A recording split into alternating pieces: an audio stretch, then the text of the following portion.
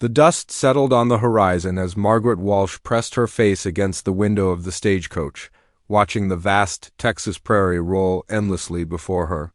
At 13 years old, she should have been thinking about her lessons or the garden behind her family's Boston home. Instead, she clutched a letter that had upended her entire world. Her father, desperate and drowning in debt, had arranged her marriage to a rancher named Thomas Garrett, a man she'd never met, in exchange for money that would save their family from ruin.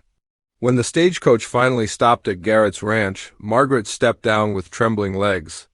The man who approached was weathered and tall, perhaps 40 years old, with kind eyes that seemed at odds with the transaction that had brought her here. He looked at her small frame, her tear-stained face, and something shifted in his expression. Margaret had rehearsed brave words during the long journey, but what came out was simply the truth, spoken with a child's desperate honesty. "I'm too young to be a wife," she said, her voice cracking. "Please, sir, I don't want this." Thomas Garrett stood silent for a long moment, the weight of her words hanging between them like a prayer. He'd expected a young bride, someone to help manage his sprawling property and fill the lonely evenings. He hadn't expected a child, frightened and small, who spoke the truth he'd been trying to ignore. In that moment, looking at Margaret's pleading eyes, Thomas saw his own daughter, lost to fever 3 years prior, and something fundamental broke and reformed inside him. "Then you won't be," he said simply, and Margaret felt her knees nearly give way with relief. Thomas took her trunk himself and led her not to the main house, but to a smaller cottage on the property. "This was my daughter Emma's place," he explained gently. "She loved her privacy and her books. I think you'll be comfortable here." Over the following days, Thomas made arrangements that shocked the small frontier community. He registered Margaret as his ward, not his wife. He hired a tutor from the nearest town and arranged for her to continue her education. When neighbors asked pointed questions, he met them with a steely gaze that discouraged further inquiry. But kindness, Margaret learned, could be complicated.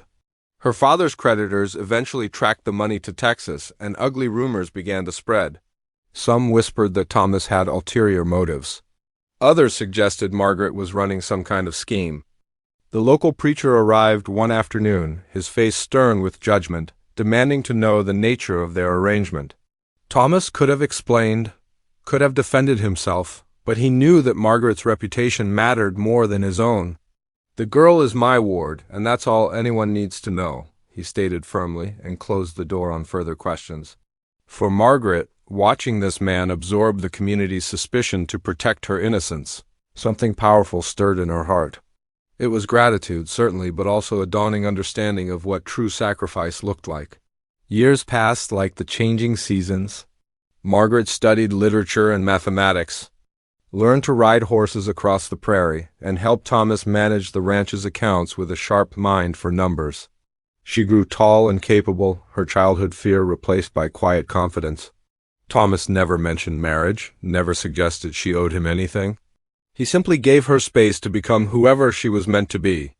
When Margaret turned 18, she made a decision that surprised everyone, including herself. She asked Thomas if the marriage arrangement her father had made could finally be honored, but on her own terms, with her own choice freely given. Thomas, shocked, initially refused. "You don't owe me anything," he insisted. "You never did."